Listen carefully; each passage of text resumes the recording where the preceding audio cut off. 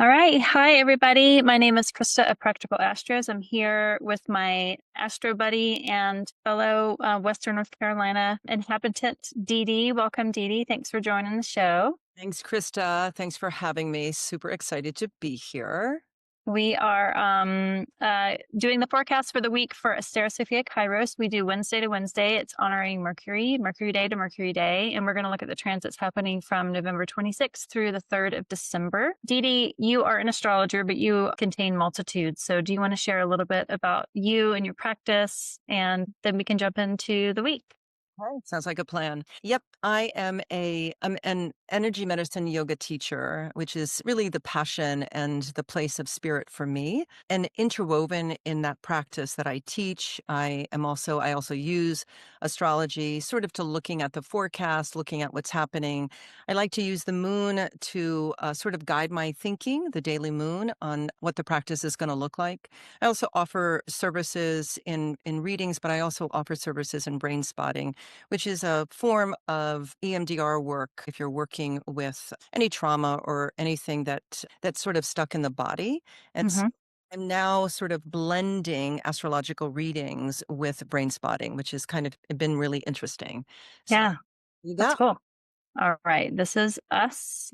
And we have already looked at the first couple of weeks of November. November has been quite a lot, heavy load, astrologically speaking. And we are looking at the transits down there on the bottom right. So we'll look at Venus trine Saturn, then Saturn going direct in Pisces, Mercury going direct in Scorpio, Venus opposite Uranus, Venus going into Sag, and then Venus sextiling Pluto. So kind of a blend, still very, very watery. Plenty of water trines still in the sky happening. So the first one we look at is for Wednesday, the 26th, which is the beginning of the week, where we have a lovely Venus trine Saturn. So I'm going to hand the mic over to you, Dede, and you can just bestow us your wisdom on how you view this transit in particular. Thank you. It's so exciting for me when I get to write down and sort of open to the channel and ask Hermes to sort of guide me. So I'm actually a little bit of a storyteller. So that's the way that I will do my delineation.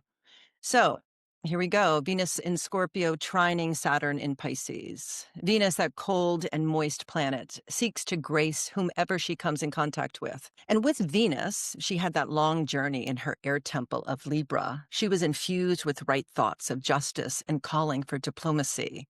She is love and devotional in nature. Her creative influences draw people to be creative and forgiving.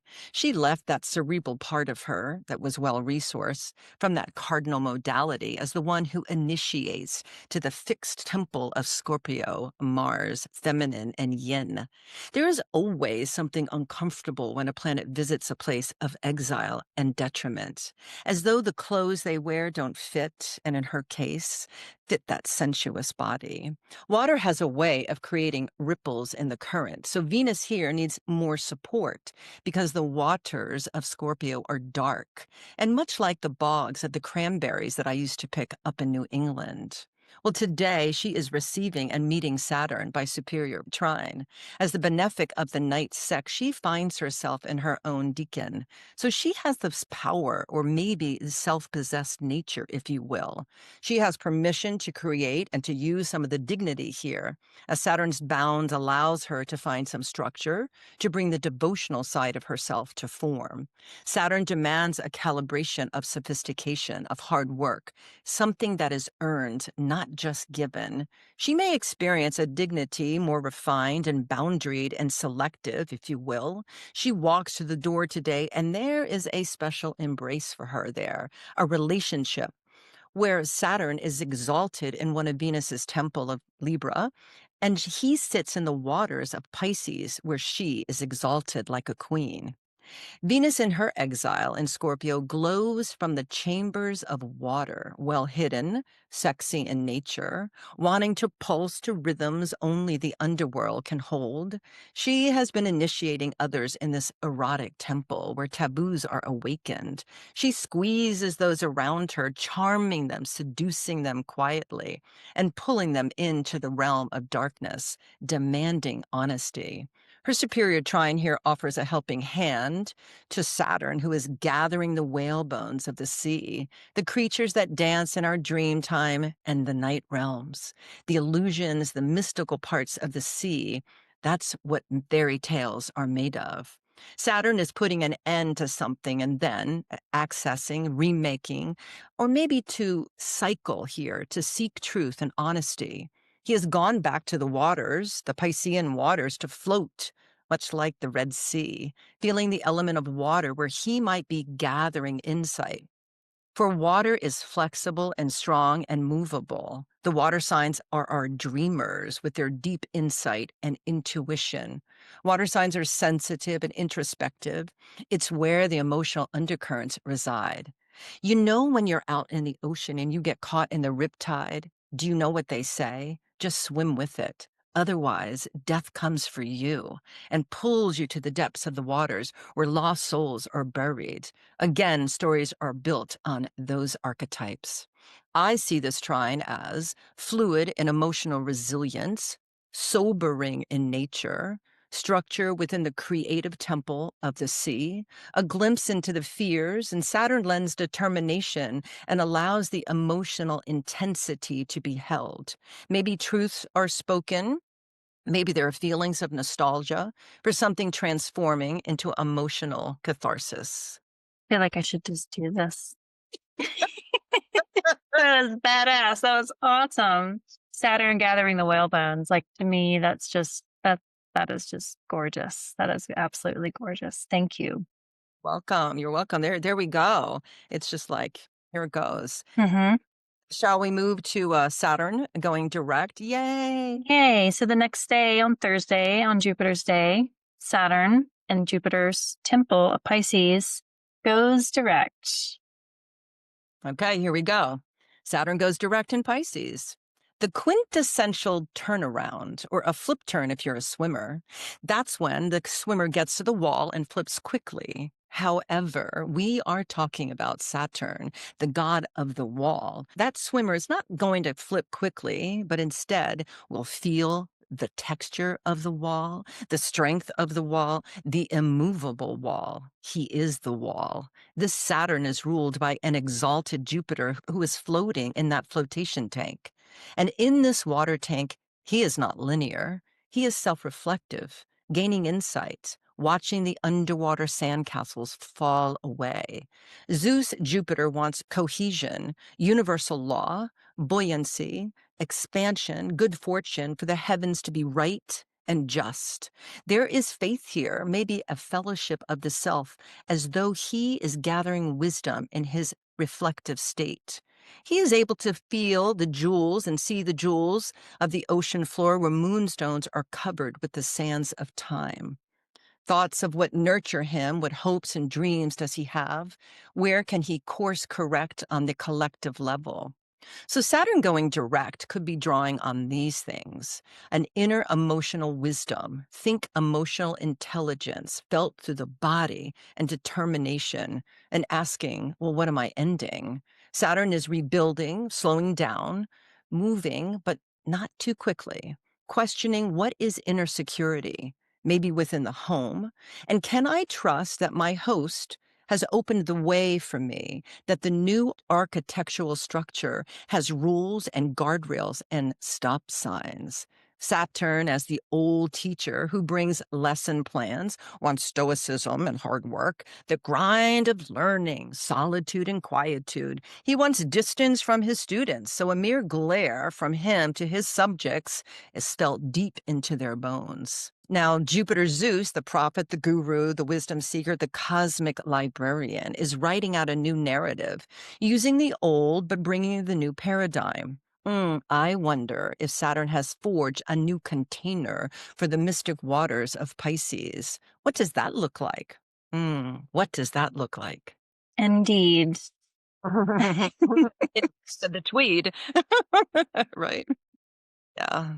And now we're moving into Mercury direct. Another direct. We were talking beforehand. I was like, what is one of your favorite things to look forward to? And you brought just the idea of a planet moving direct so that we can have just some freshness, having gone through that, whatever planet is retrograding and slowing down, whatever reset is happening, it's just refreshing to see kind of the makeover, the new direction, the new skin, the new shedded skin from the snake year. And Saturn goes through a longer retrograde than Mercury does, but for both of them, I'm excited to have both of these going direct soon, Mhm. not soon enough. Exactly, exactly. So here we go. Mercury goes direct. This is the planet of communication, of thoughts, of movement, of bargains.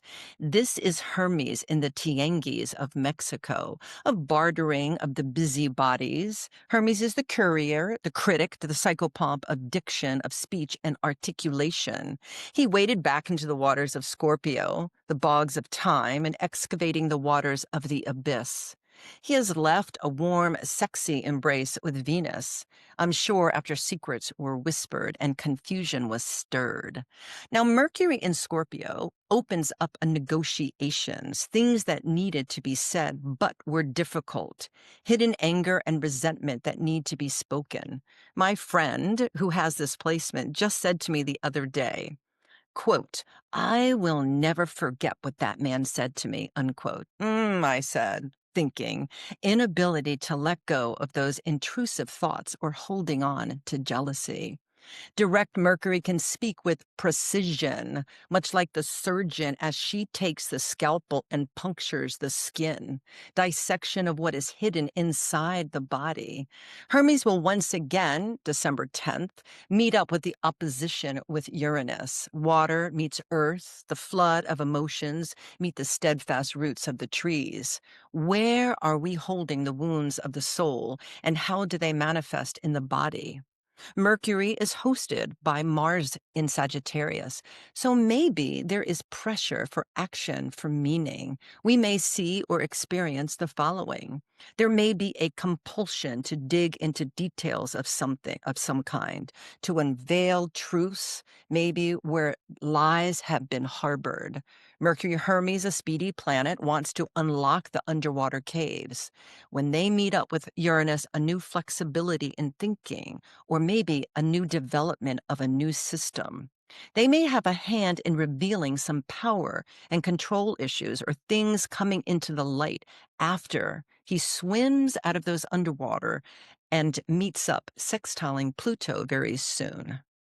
I love that. Yeah, your quote from your friend that has Mercury Scorpio, it reminds me of a phrase. It's given to the Irish, but you could give it to really a lot of different people. That the Irish forgive and forget, but never forgot they forgave. So I that love feels like Mercury Scorpio. I'm and she, like, yeah, and she's Irish Scottish, so yeah. oh, there you go. Yeah. Oh, nice redhead. Yeah. Same day, so just like a couple hours later, we have Venus opposing Uranus. And I will say, because you talked about Mercury opposing Uranus December 10th, as we record, Mercury and Uranus are in opposition right now. So we do have kind of that tinge of that. I love Mercury and Uranus touch points because it's these like, it is that scalpel, that burst of the bubble, that what is revealed inside, for better or worse. But in this situation, we have Venus and Scorpio at that anaretic degree opposing that retrograde Uranus in Venus's temple of Taurus. So, what words will you share about this transit? Okay, so this is Venus opposing Uranus, right? It's just a few hours later. So this is Venus's last twirl as a pole dancer. And as mentioned earlier, she does have decanic dignity. She gained some traction and aged like fine wine from her trine to Saturn. There is a vision of completion here, but she faces Prometheus, the liberator, the bringer of light, to illuminate desires of the body. He sits in Venus's feminine yin sign, where he too is self-analyzing, like an agitator in the Earth's realms. Uranus announces something. He could be cramping in physical body, or he could also be cramping the Earth herself. The earth gives and she supports and she digests the hubris from humankind, composting the leaves and sorting through the carnage. There is tension where, again, Venus is tasking with leveling up. Where has she folded in the wisdom and lessons from Saturn? In her own decan, she may say, I know what I want. She knows beauty and devotion must be rooted because she is queen to the open fields and soft moss that grows in her earth temple of Taurus. She brings stability to that place, but today she feels the tension and change is coming. I think she is being infused to that archetypal pattern. Our archetypal patterns are seen and felt. Adam Ellenboss, in his webinar just last week on Venus, said, "Love electrified, desires open pathways to awakening and unconventional bonds." This is still an exiled Venus with decanic dignity. This could look like sudden changes within relationships, changing the priorities of self versus others, a need to release the ways that she expresses love, which causes sorrow for her or others, letting go of overindulgence, of feeling not good enough. Venus is ready to leave Mars's temple to extricate herself from those murky waters, as though she's looking for the escape valve of the submarine. And then from there, she goes directly into Sagittarius. Here she goes. There we go. That pole dancer. So now Venus now enters the fire temple of Sagittarius, which is a Jupiter ruled temple, right? The door is open into the bound of Jupiter, the triplicity of Jupiter, and an exalted Jupiter in Cancer is ruling this place. She immediately comes under the beams of the sun. And when the goddess of love, relationships, and harmony, of devotion and art and beauty and soft linens, silk scarves, meets in Jupiter's sign, there is mutable fire and exuberance. It's the archetype of the explorer, of the sage, of the wisdom holder. This is the temple that asks us, what do you believe is true and just? How do you bring your passions of courage and compassion to the collective? How can I serve and be beholden to the other, which is always Venus's jam? Venus finds new experiences, optimism. She can be a little tactless here, a little unreliable maybe in her thinking or what she's doing. It's though the winds of fate amongst the fire, and if it's in the fields, can spread, and then the realization that things are out of control. There's opportunities for creative endeavors here. Maybe too many projects getting started. Venus can be overindulgent, wanting too much, spending too much, eating too much, playing too much. Is that such a thing, to play too much? But Jove can lend itself to pure optimism, and Venus, still in the flames of the sun for a bit, can mismanage what she values. Fire signs can extend their own eclipses, if you will. They can be overly enthusiastic, overly impulsive, looking on the bright side even when it's cloudy. The world is their oyster, and then some. So within hours, Venus sachets into Sagittarius, and then she finds her sextile to Pluto. Should we go into that? Yeah, yeah, because this happens once she moves into Sagittarius, she's within it's like less than 2 degrees. So Venus moves so quickly that those quicker moving planets, they're applying that hopeful aspect. So I think as soon as she moves into Sag, it's game on. And I think that connection to Pluto does inform that same like exuberance and enthusiasm and hope. And I love Venus Pluto contact. So I'm excited to hear what you've written about it. Okay, and it's that sextiles. As Venus sachets into Sagittarius, she sextiles, literally has a superior sextile with Pluto, the god of the underworld. The sextile is the kiss of Venus, of ease in relationships. Pluto embedded in Saturn's temple of fixed air Aquarius, of thought, of what is the greater wisdom, what is best for humanity. Venus who speaks to the other. She brings fire to air, applying for a few days. That is mutable fire to a fixed air. So fire brings stimulation, firing up passion and ideas. She lends herself through intuition of fire, as these two elements can express words and ideas and shared interest. There could be intellectual curiosity here based on relationships. I took this quote from Ren Butler's book, Archetypal Astrology. And in this combination, he says, the feelings of love and attraction deep, intense passion, an instinct to approach dark or heavy situations with grace and kindness, profound artistic gifts, creative potential, primal art and beauty, and healing beauty. I can't help but think that Pluto is in a Saturn ruled sign, and Saturn just went direct within this week in Pisces sign. So this is Jupiter, a retrograde, rules Pisces right now. So Jupiter is in Cancer. They're literally speaking to our bodies, the mother archetype, our home. What are our beliefs around what home is? While Venus in Sagittarius is reaching over to the god of the underworld, asking to reveal the power struggles of control, and a very Saturnian sign that rules traditionally detachment, objectivity, and Pluto, the reformer, digs into the unknown, guiding us through cycles of transformation to face what is hidden and excavating the mind's eye to rebirth new ideas of change. So Pluto waits with stealth and force and reveals the shadow of the collective and the glimpses of rebirth. There is change. It's slow and steady. Again, Ren Butler said this: Venus Pluto transits help people face and clear out issues around jealousy and betrayal and sexual abuse from the past, also bringing the elements of love and kindness to the death and rebirth process. So I thought about this after I wrote this, Krista. I thought about all of this and I thought, what can I lend as a yoga teacher, as somebody who works in somatics and thinking about this time on the collective level as well as personal level.